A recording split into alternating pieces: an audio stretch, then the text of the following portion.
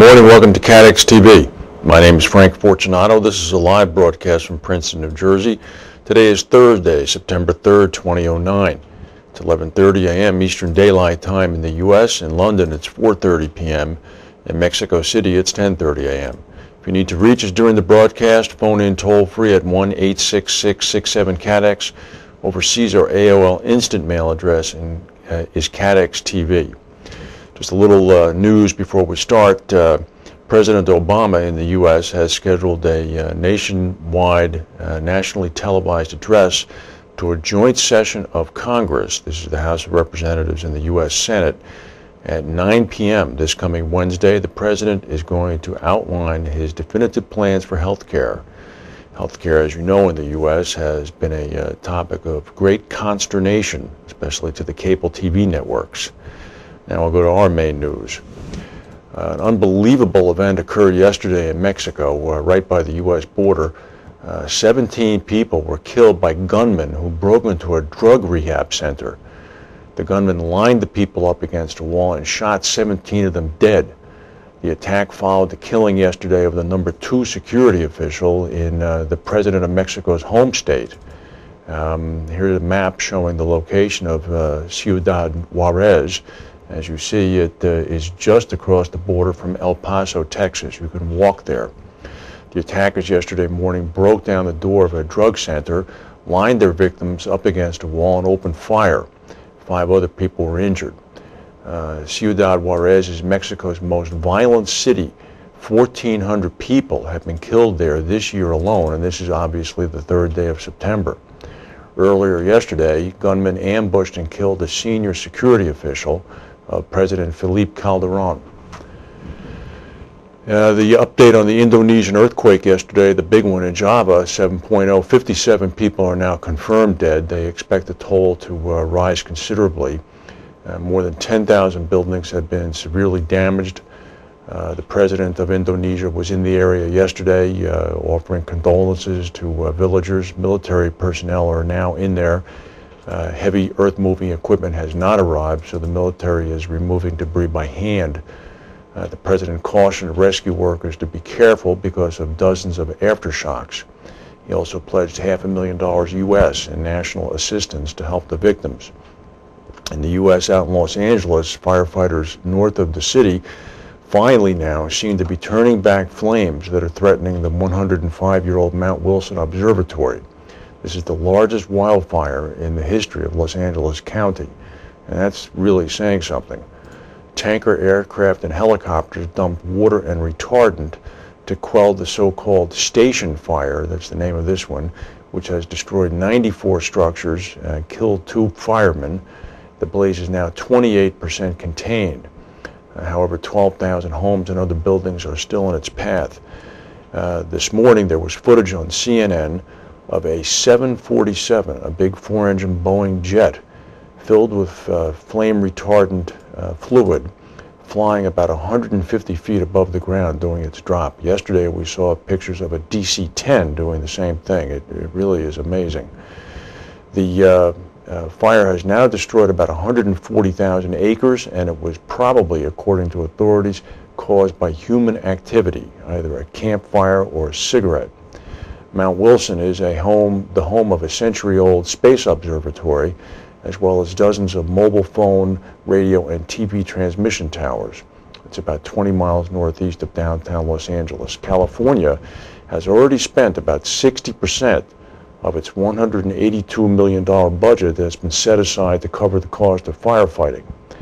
The governor of California, Arnold Schwarzenegger, is planning to seek reimbursement from the federal government for some of these funds.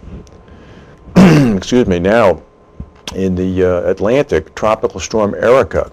Here, take a picture of this. Fortunately, it's fairly small right now in terms of wind strength. Excuse me, it's about 40 miles per hour. It's expected to gradually weaken over the next few days. As you see, it's going to track just over Puerto Rico, then by the DR. Hurricane warnings are out in effect right now for a number of the islands down there, Guadeloupe, Dominica, Antigua, etc. The storm is expected to approach the U.S. and British Virgin Islands later this afternoon. It's moving west-northwest at about 7 miles per hour. Right now, it's about 260 miles east-northeast of San Juan, Puerto Rico. It's not expected to do too much damage. It's expected to weaken. Meanwhile, on the other coast, Jimena now is down to 40 miles per hour. It's taking its time, slowly moving up the Mexican Baja California Peninsula. As you see, by 11 p.m. tonight, it's expected to be at the outer edge of that white circle. By the time it reaches there, it's expected to have sustained winds of probably 35 to 40 miles per hour. So any more damage potential from Jimena can probably be forgotten.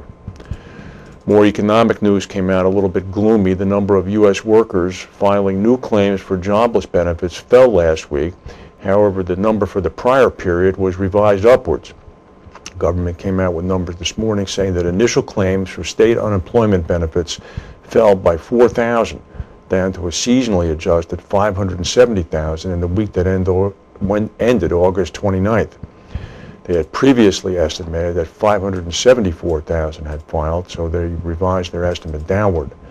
Analysts polled by Reuters had forecast new claims falling to 560,000. Instead, they were 10,000 above that. The stock market is up right now, lo and behold, about 11 points. It's been down for the past few days. According to analysts who are looking at this could be a jobless recovery, at least for now. We'll go to a word now from our sponsors and come back with the rest of the news.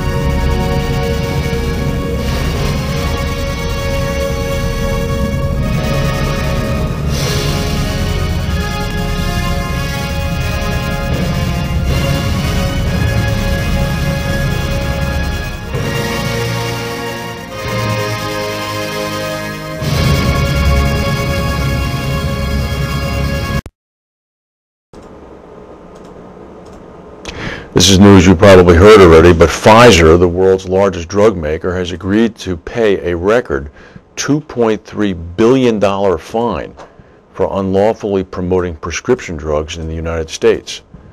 You can be sure that other regulatory bodies across the world are following this closely. The U.S. government said yesterday that the sum included a payment of $1.2 billion, the largest criminal fine in American history. Officials said that Pfizer had agreed to pay $2.3 billion to settle claims that it had improperly marketed 13 medicines.